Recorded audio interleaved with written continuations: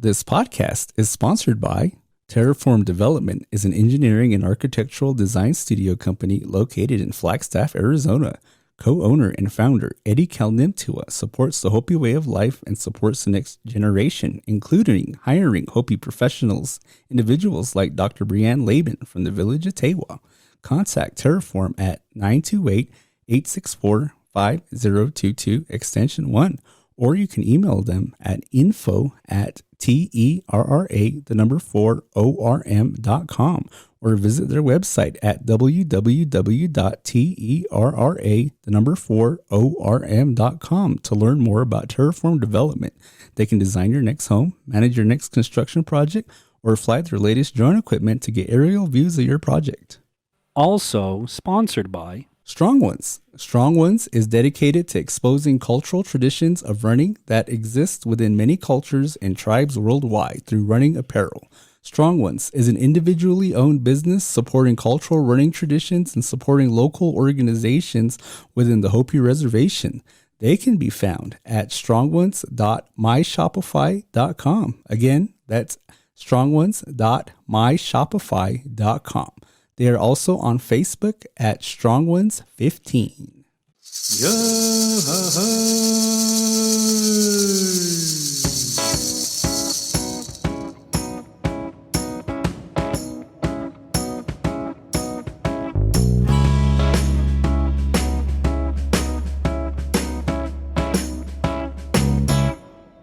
You are now listening to the Carl and J-Man Save the World podcast. I am your host, the 5-star, 5-diamond chef, J-Man. And with me, as always, he thinks he has a voice that sounds like a black woman, Carl. My real name is DeAndre, so. Well, it's a good day today here in beautiful downtown Kikotsmovi, Arizona. In our beautiful home at the Peace Academy Studios. Yeah, so if you guys are in the area, please come down and join us. If you guys want to, listen to us or just laugh at us through the door here. So we won't let you in, but you can watch us through the windows. Yeah, we're like fishes in a tank. So the last two episodes that we recorded, res natives and urban natives, and then the Hopis and the Navajos, man, I think that my blood pressure probably has skyrocketed. All kinds of anxieties developing, wondering who's gonna, try to come at me for some of the things that we said. That's a lot of tea that you were drinking there. So chamomile tea and everything that's in between. Well, thank God we had Mike on for that special bonus episode that we dropped. Kind of taught us how to lower our ears, so to speak, to kind of loosen the muscles and kind of get our lives back on track. And so today, we're coming up with, well, I guess in a way this is another controversial issue. Oh yeah, depending on how you look at it. So I guess you and we just like controversy. We love controversy. So, I mean, in this episode here, we're going to be talking about Hopi economic development. What's economic development? That word has been thrown left and right in council chambers and meetings all around here. Even in schools has been tossing around that word, Hopi economic development. You don't have to be a business major or a major. You don't have to go to college to have heard that term, economic development. Yeah. Just being res, most of our res folk have heard of that word, economic development. Yeah, exactly. And none of us know what it means. If we say development here, I mean, people will think that, oh, cool, we're gonna build jobs out here, have something cool for our generation to stand upon, and nope, that's not the case. So I mean, think about how we as society don't have economic development, yet we use that word like. Well, we like to talk about it a whole lot. But we use that word as a casual, we're popping M&Ms just like that. It's like, economic development. Pop. This is what we need to do, economic development. And this is a question that I have. If economic development is so important and it's been talking about since we were kids and probably even long before that, why don't we have it yet? I know, exactly, right? And the biggest thing here is that Tawa Ovi. I don't know if you heard about Tawa Ovi before. I think that might have came across a couple of conversations. It's the Hopis that want to get in good favor with you. They'll talk about, oh, the what, Ovi, when we get that thing set up. That Tawaovi has been going on for nearly 30 years now. Yeah, it's been in talk. Every council meeting has been brought up with Tawaovi. So, and the funny thing is that many of us are on social media. Your favorite former chairman, numerous of them will be on there talking about Tawaovi and how they were in favor of it, but for whatever reason, it just didn't happen. So, for the outsiders that don't know what Tawaovi means or what Tawaovi is, it was a place that it was going to be for economic development. I know, and when they were first developing this Tawaovi, it was about trying to sustain or self-sustain Hopi in a way where they would build like jobs, build housings for them, build a community that people can work and live and build. It's like a nice community out there, but with all the development and planning that Hopi does, all they can do is just say, this is Hopi economic development. So there's nothing that has been done with Hopi economic or that Tawaovi, just to let you know. So starting into the topic, so the economic development, you did touch on what some of that means. Yeah, it's a form of sustainability, I guess, in the way that Bahanas talk about economic development in a monetary sense, a way to make money, to ensure that money stays within our communities, to make sure that our people have the abilities to acquire that money, whether that's through jobs or other types of avenues, scholarships, grants, loans, that sort of thing. And so, for people that are familiar with our reservation, and we've documented it quite a bit, that, the lack of businesses that exist here on the reservation. And so I think that every politician's favorite conversation does revolve around economic development and what the, projects that we should be pursuing or developing to be able to create these this flow of monies within our communities to ensure that we do have a healthy economy, right? Economy. Yeah. So that's what we're trying to develop, is the economy. I think everybody here who has or who's in power, like the tribal council or vice chairman, their whole speech before getting into office was Hopi economic development. Mm-hmm, mm-hmm. And I think that's just like it's just like a word that says, oh, okay, that sounds pretty cool. I think this guy sounds pretty cool. Let's vote for this guy here. He sounds like he knows what he's talking about. And so, economic development, I guess, in a way, is one of those terms that, it sounds fancy. If I say it, it'll make me sound smart. But then, I don't really know what it means, though. But I'm going to say it. We need economic development. But then I guess, that term economic development, it doesn't necessarily just mean monies, because if you think about, in the Hisat time, in the long ago, that Hopis did have a form of an economy. Yeah. And that there were elements within our villages that were a form of currency. Yeah. And so I think the one thing that really comes to mind is that, our money, I guess, back in the day really was the corn. Yeah. The qae. Yeah, exactly. And with that, I guess the older generation says that if you have more corn, the more rich you are, basically. Mm-hmm, so it's a form of economic, how we can sustain ourselves or become self-sustaining people. Exactly, because an economy, a healthy economy, doesn't necessarily just revolve around monies, because our ancestors proved that you could have a healthy economy with no money. Oh, yeah, exactly.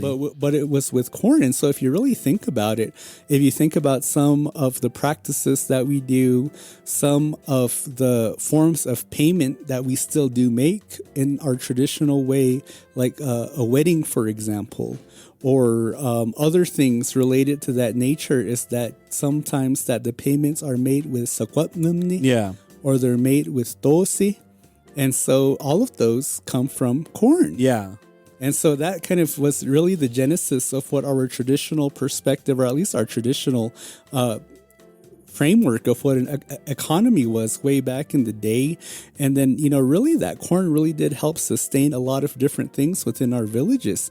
Not only was it used as a form of payment, but because, in order to keep our bodies moving and alive, that a lot of our traditional dishes do come from corn. And then other types of things, our spiritual well-being also was aided by having corn to be able to make homa. Yeah, and what J-Man was saying is that paying through weddings of blue corn and dosi, that those are some of the highest forms of payment to one another.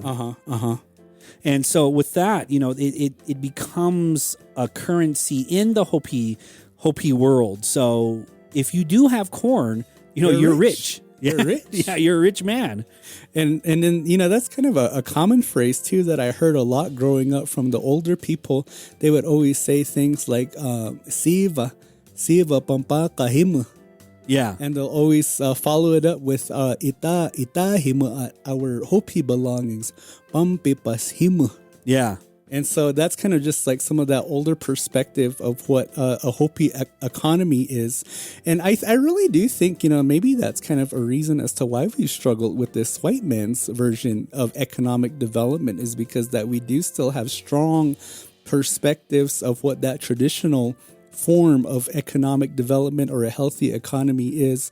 And because I remember like being a kid, that, you kind of were taught those things about, the value of the white man's dollar doesn't compare to the value of your seeds, or to the value of your corn. And so, as a young Hopi person, I think you carry that message with you, and it kind of leads you to believe that pursuing a professional career, pursuing an education wasn't as important as it was to learn how to plant corn, to learn how to do some of our other cultural doings. And so I know that when we were kids, and especially, coming from the village that I come from, coming from the village that you come from, that you really did hear a lot of these conversations around economic development from the older folks, and they give their perspectives on what they thought how we should move forward as Hopi people. And so when you come from the more traditional villages, or even the more traditional families, that they talk about the white man's economic development as something as not as important as being as maintaining our cultural ways, as maintaining our cultural life practices, such as farming being something that was so important. So I kind of remember being a kid and being Hopi kids, we were always mean to each other. Oh, yeah. And we'd find reasons to kind of belittle each other, or to, say, my village is better than your village, or, all that fun stuff, the stuff that we like to do. But I remember being a kid and just even hearing that word progress or progression was always kind of perceived as a negative word, because progress or progression to us meant that you were trying to be more Bahana and less Hopi. Yeah. And so it was almost an insult to be called a progressive Hopi. Yeah. Or to be from a progressive village. And then now, I think obtaining the knowledge that I have now, and especially in that context of a white man's form of economic development, that I do think that progression isn't a bad thing anymore. No. Like when I did when I was a kid, that I know that there are some aspects of progression that we should incorporate within our practices as a tribal government, or as Hopi villages, because at least in my opinion, and I'll use this village as an example. And no, I hope none of my friends or relatives from this village take it as disrespect. But I always believe that the upper village of Munkapi is probably by far the most progressive villages out of all the villages. And, when you visit that area where up top is, we refer it to as up top if you're from Munkapi, that it's visually significant that you can see how progressive that village is in comparison to Atkeve, Lower Munkapi, or Oraivi, or the village that you're from, Hotvela, because within their belief system of this need to be progressive, for themselves, they established a hotel, there's a Denny's, a gas station, and numerous other businesses. And I think you used to work for one of those entities as well. Oh, yeah. Yeah, I used to do that. I used to be their chairman over there. So, yeah, top tier. Well, that's fitting because they do let a lot of those Skiabuk bits run their village around their snot. Okay, that was disrespectful. I'm sorry. This paid sponsorship was paid for by Justin Villarreal. Nurturing Indigenous Intelligence is a grassroots organization whose mission is to assist our Indigenous students in their pursuit of education. You can follow them on Facebook and Instagram to keep up with upcoming distributions. Anyway, talking about like the economic development, I think that Hopi wants to be part of trying to self-sustain and getting confused with self-sustaining versus like a handout. I think that they're very, very, very different aspects of how we perceive economic development. Oh, we know all about handouts. Oh yeah, if if it's free, we'll probably be in line with it. If it's free, sign me up. So and that's the point of how Hopi looks at the Bahana world, or that's how Hopi looks at a mainstream society, is that if you don't have money, then you don't have like your you're not self-sustaining, or you don't have value, Yeah, exactly. And it's strange how different people or different Hopis think like that. It's not just because it's a money wise. It's because maybe we have value in different aspects of growing up. Like like what we were saying before is like the corn is more valuable than money. Corn is more valuable than anything else, and that's why we make sure that we grow that in a precious environment, and that's why we have ceremonies that can accompany us or help us along the way to help us sustain, to have our self-sustaining moments there. So, I mean, of course, when you talk about Siva, everybody will probably be saying, that's not Bambaya Kahopi, that's Bambaya Kahopi Himat, and then when you hear about that, but it's not just not Hopis, it's actually everybody's. Everybody needs it to kind of survive in this now world. Definitely. And I think that for us that are living here on the reservation, you really do see the change. You do see the change in where we put our priorities, because we've talked about before how our Kwa'as used to be the ones that used to be at the fields all day, because they understood and recognized the importance of that Hopi version of wealth. And so they were there, but now us growing up, it's not all the time that we want to eat our Hopi foods. No. Sometimes we want that Nintendo Switch, or we want that Xbox, or we want, other types of things to keep us entertained. And so, we recognize that, well, corn can't get me that. Yeah. I got to get that Siva. Yeah, exactly. Your mom doesn't pack you a corn saying that this is currency. Go use this outside. So this is to pay for your lunch at school. This is to pay for your lunch at school. Here's a kae for you. So. And I think that, with that kind of that change in the way that kids are growing up these days, is that I think that less children are probably uninterested in farming or uninterested in some of the ways that we handle the old currency. So I know that, we've talked about growing up as kids and, not wanting to be at the field. And I'm sure some of the young girls get frustrated when they're being forced to help clean corn or grind corn in that area to be able to help create this currency that in our traditional ways. And so now we're really kind of, I guess, putting our eggs in this Bahana version of an economy, putting all of our eggs in that basket. And right now we're struggling. Yeah, we are. We are struggling, not because we don't, necessarily see money as a value. We just don't have the means of economically self-sustaining or trying to get money flowing into the Hopi tribe here. So we've talked about what an economy is, economic development from both sides, the Bahana side and the Hopi side. So in regards to the Bahana side of economic development, what are some of the barriers that prevent us from being successful in this area? You know, I said this on a past episode, is that the thing that is preventing us the most from becoming successful is our own culture. And I hate to say that, but it is true in a way, because we value culture so much, and it's not a bad thing that we do. It's because we value that more than we value economic development. So, you know, when we say that we're going to build a grocery store, or we're going to build like jobs out here, we're so stingy with our culture that, you know, something's going to happen to us, or we're moving too fast in a way. So it's our own culture, and it's our own beliefs of what we see in Bahana world versus Hopi world.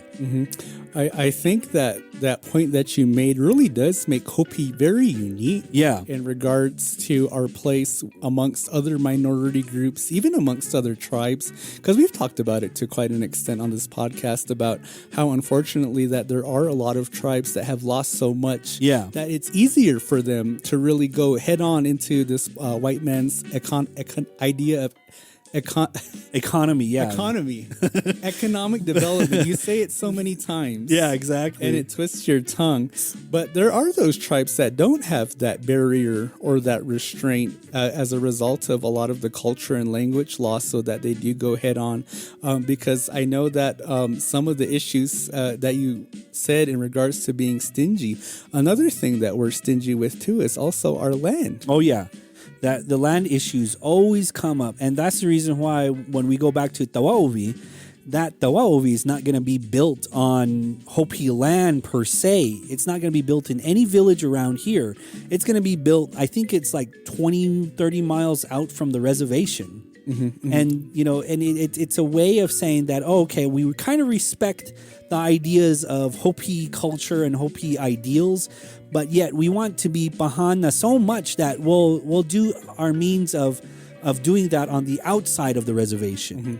I think what you mean is that it's not going to be on anybody's village land. Oh yeah, it's not going to be on any village. So it'll still be on the Hopi reservation, just it won't be on anybody's village land. And so, you know, that's kind of one of the first lessons that you learn when you walk into Business 101 is location. Yeah, exactly. That you need places to establish a business or to establish a chain of structures that'll help you to create this activity that'll help to sustain economic development.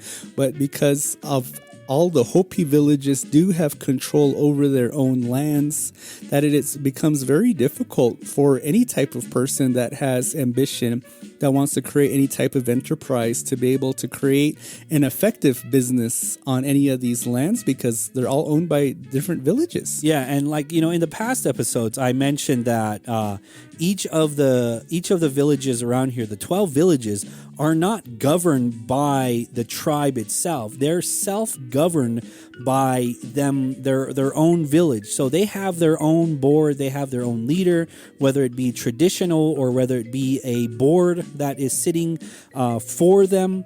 But you know, it's a difficult situation to say that we're one people, but we're not one people.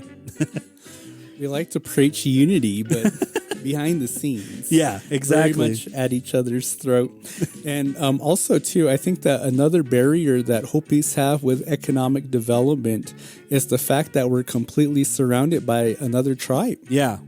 And, you know, a lot of that is because of lost lands that are, and I hate to say, you know, lost lands to Navajos, but it's not their fault to do that. It's the government that actually just said that here, you know, we'll just draw a circle here and that would be the Navajo reservation. Let's make a little circle here and that would be the Hopi reservation. You hate to say it, but I like to point it out that, hey, you guys stole our land. And and that's kind of the funny thing is that my anxiety went away from the Navajo episode. Yeah. But now in this episode, now I gotta blame the Navajos for something again. And it really is. I think it does go beyond that though. Like you're saying, it goes beyond than pointing the finger at somebody and say, "Hey, you took this from us." Yeah. Because I know that in my upbringing and in my experience, one of the questions I always really used to get annoyed with when talking with Navajo friends is, they would always say, "Why did the federal government put the Hopi tribe in the middle of the Navajo reservation?" Yeah. And my response is always, and I'd say it very annoyingly, is like, they didn't put us there. We were here already, and you guys grew around us. But unfortunately, like you said, having to point the finger at somebody else, but that really does create issues and wanting to build an economy, because you think of some of the infrastructure that's needed to have a successful business. You need, in this day and age, you need electricity, and then you need water. Oh, yeah. And so electricity and water is something that we can't generate here on the reservation, within the Hopi reservation, that it does have to come from somewhere. And so a majority of the electricity and water is controlled throughout the state of Arizona, either through APS or SRP. And so you have to utilize their electric lines. Yeah. And oftentimes those electric lines have to go through Navajo. Or to build those waterways, it has to go through Navajo in order to get here to Hopi. Even if we do have all of those elements that produce or that make up a village, or like make up an economy there, it's the problem is that different Hopis see different types of problems with that as well. Like, Bamba ka Hopi himat, all of that, the traditionalists of how Hopi perceives that way are still holding true to their what they have been taught a long time ago, saying that pahana buma bi bai nikbana, or siva bambai nikbana, all of those types of elements that play into that is the reason why we as Hopis are like very, very last of developing in an economic world. I think that's true, especially in regards to the water, because the idea of bringing water to our lands any other way than praying for it through the clouds in the rain is also considered kahopi. It's something that you don't do. Our spiritual leaders believe that it disrupts our prayers because we're bringing moisture to our lands outside from the traditional manner in the way that we do it. So that's kind of another way to where our cultural beliefs really do kind of are perpendicular, not necessarily parallel with the ideas of economic development. The Indige Design Collab are Indigenous designers collaborating to bring creative people and ideas closer together through education, communication, and creative expression. They explore, cultivate, and indigenize space. Indige Design Collab is having a call for entry starting September 1st for digital artwork for their second annual design show. The theme is Rise to Vote. For more information, they can be found on Facebook or Instagram. Yeah, and it is... I mean, I hate to say that the older generation is wrong, but again, the older generation just doesn't see the economic side of it, of how Western society is living now. I mean, of course, we can still hold on to our culture and our traditions. We just have to accompany Bahana living, or like the white man's way of life. It's definitely a tightrope type of discussion, whether on which side you want to be on, because there are progressive Hopis out there that fully believe that we should be diving headfirst into this idea of economic development and kind of, I guess, in a way, ignoring some of our cultural beliefs and some of our cultural traditions for in a way for the betterment of all Hopis to be able to create an economy, a healthy economy out here for us to be able to sustain. And there are our Hopi traditionalists out there that believe that we should continue to maintain our practices of what we believe in as Hopi, because essentially in their mind that's what makes us Hopi, is that we practice those beliefs. So that's definitely a tough one to be able to navigate. And so what are some successful economic development practices that you've seen from other tribes? Well, like I think the most successful thing that is from other tribes is gaming, is a gaming type of, self-sustaining economic wise, I guess you could say. What's gaming? Well, you know how like Video games, gambling, recess games, nothing basketball on games, nothing on like Facebook bingo. I know several people that have Facebook bingo. That's probably happening right now as we speak. So, and that I think it's the gambling part of it is becoming successful in most Native American tribes, and that's kind of like the stereotypical part of it is like natives own casinos, right? And that's part of their economic development. And I mean, is it good? Is it good in a way? I don't know. Might be for the people. I like to play craps, so yeah, I'd say it's good. And is it bad because it's Nikpana, or is it bad because it's Kahopi? It's fun because it is Kahopi. Yeah, I mean, if it feels good, stop.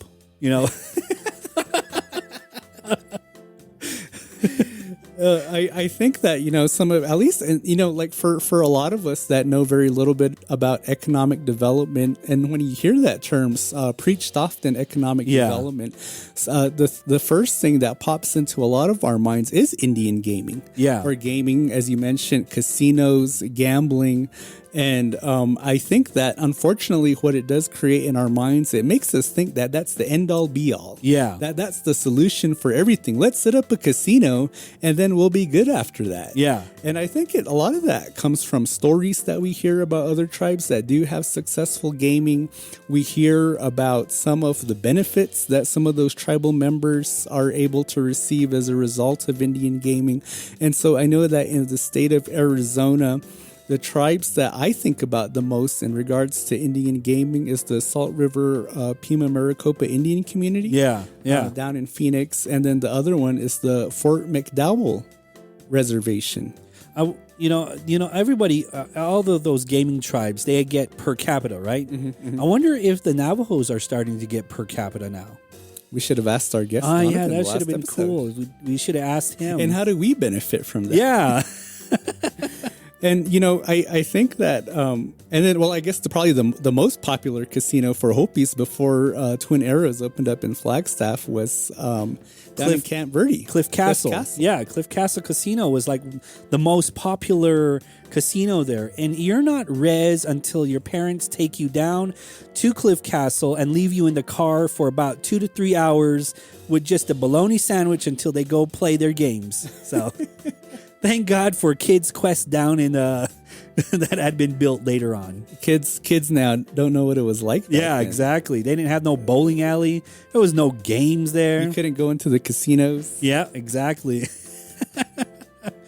And so, with the, I guess that to me, it's a stereotype. It's a stereotype that we see these successful casinos with these tribes. And there's some stereotypes that develop from it. And one of it is that you mentioned is per capita. Yeah. Per capita is free monies. Yeah. That tribal members are gifted. And I guess it really just depends on the tribe. It depends on how much monies that their casinos make and how successful those casinos are in regards to what their per capita payments look like.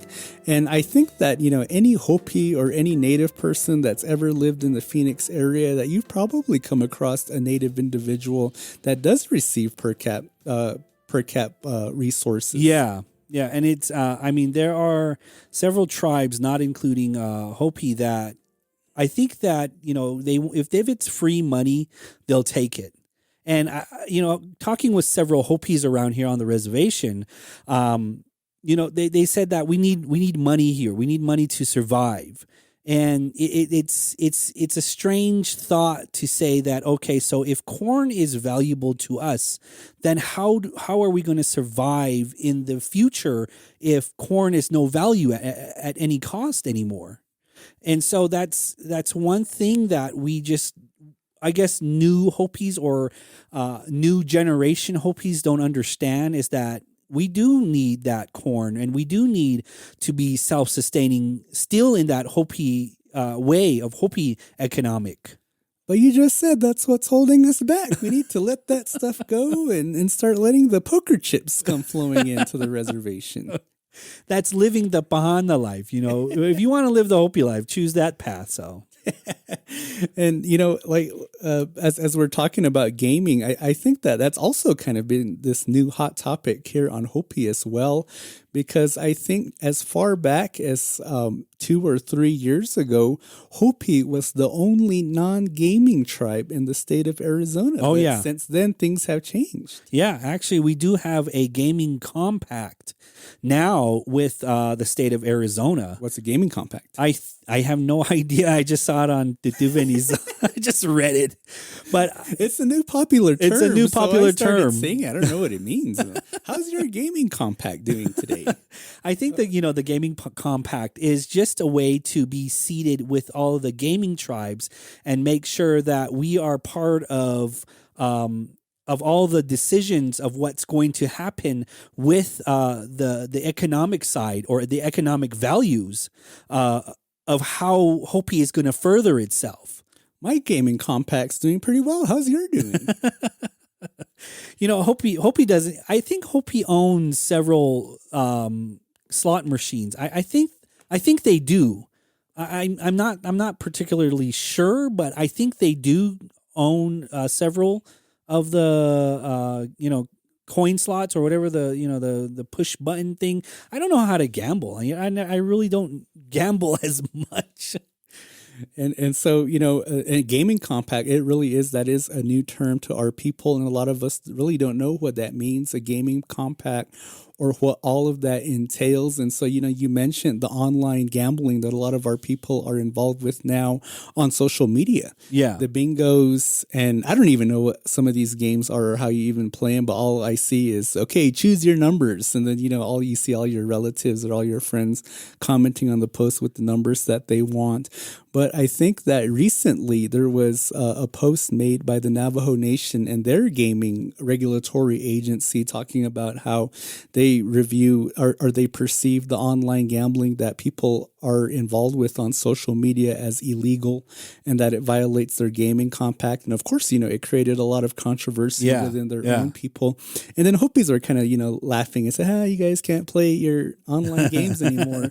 But, and that's the thing too, is because we don't have knowledge about this, because technically in the United States and even on the reservation, because we are a part of the United States, that gambling is illegal. Yeah, gambling is illegal here. And so even the social media gambling is considered illegal by the federal government standards. And so really there are only 2 states in the United States that have legalized gambling, and that's Nevada and I believe it's New Jersey, where they have, what is that place called?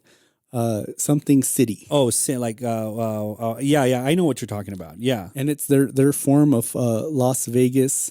And so, and the reason why you have casinos in Phoenix and different parts of Arizona, New Mexico, different parts of the country, is because those casinos are built on reservations. Yeah. And these gaming compacts that the tribes enter into with their states that they occupy are those agreements to say that, we're going to have these casinos, which are considered illegal by the United States because we're a sovereign nation. Yeah. That we can create our own rules and that we're going to establish these gambling businesses.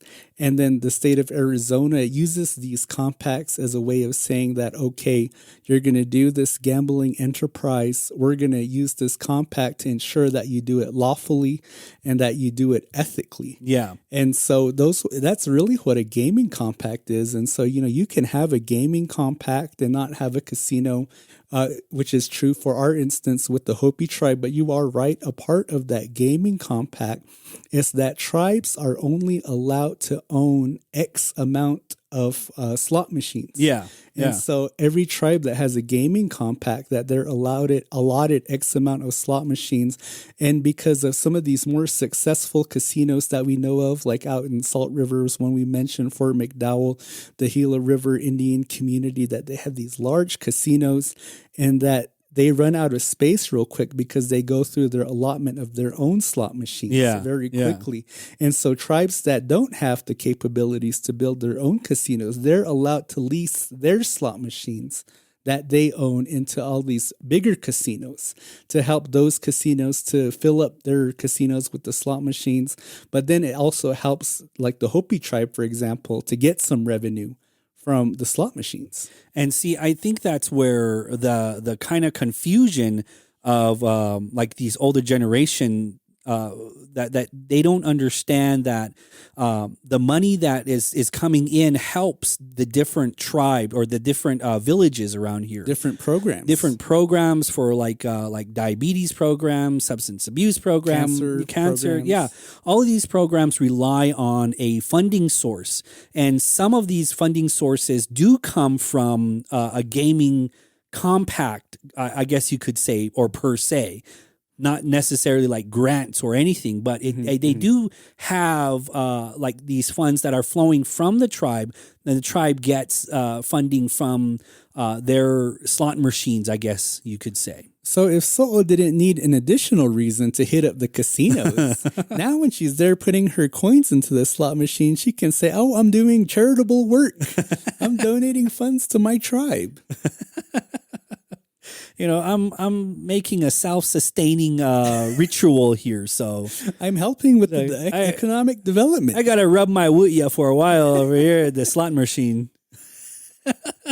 So I guess focusing on the tribe and our ideas for gaming, how did you feel when you learned that the tribe did sign that gaming compact with the state of Arizona? I was taking out my dollar bills. I was like, where's the nearest casino around here? You were cracking open your piggy bank. I was like, K-Town store doesn't have a big enough cash machine to get my cash out. So where's the hammer? The limit is $200. I need more than this. Tommy Canyon, you need another ATM in your store. You know, when I heard about the gaming compact, I immediately thought that, you know, or people immediately thought that we're going to build a casino here on the reservation and then everything's going to go haywire and then, oh, there goes our culture. But in actuality, you know, it's to help sustain us a lot better. It's to help the villages repair their water or their power lines or different houses. And is that considered dirty money? I don't know. I don't know if that's considered any type of money when you look at it. But, you know, in all aspects of how we see money coming in, it should just be seen as a helping hand to Hopi tribe or to the Hopi villages around here. Danae Mahapi Arts is a modern art made with traditional values. Danae is involving artists who is innovative through her artwork, while incorporating contemporary modern trends and bright colors being the base of her work. Hopi traditional elements is her main focus, giving her artwork an intricate finish.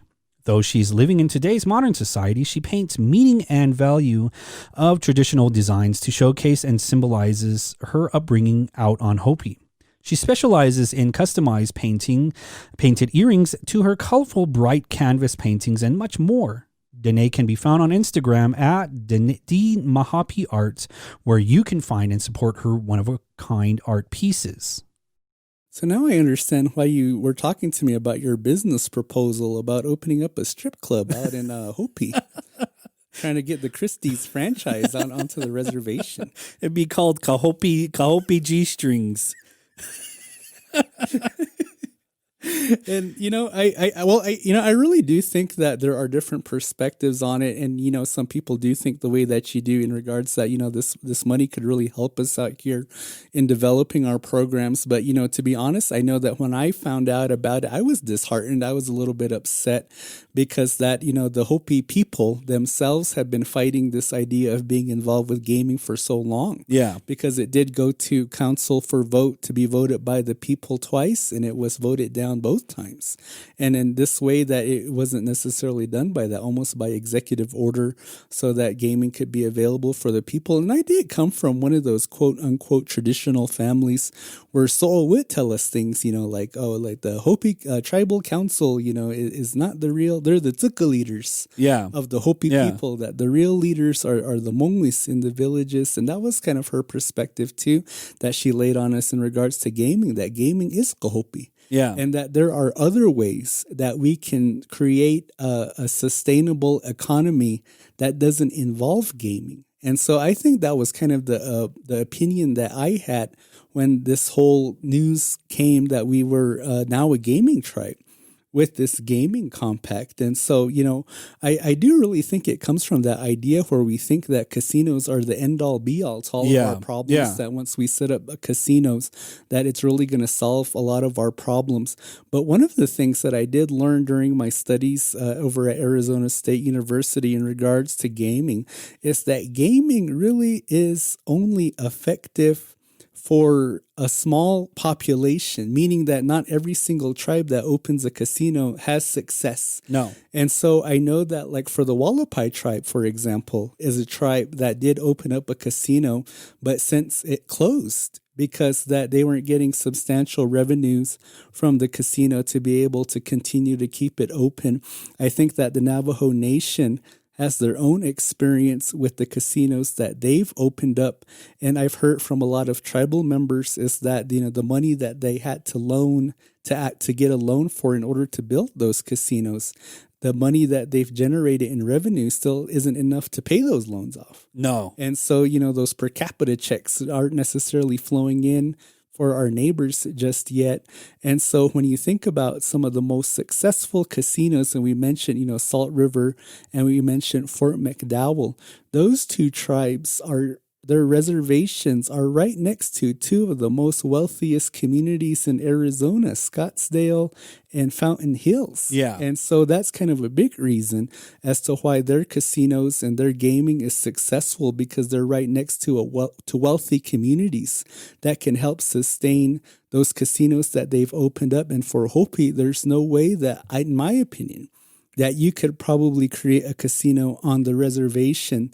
And, it's aside from our so'os and our kias and some of our kuas that, they'd be the ones visiting.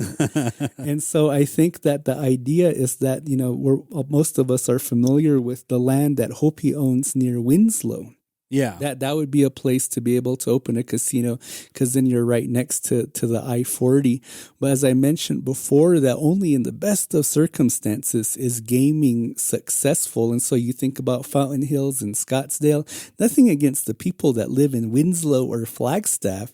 But, in comparison that, they might not be able to help to sustain a casino if we were to open one in that area.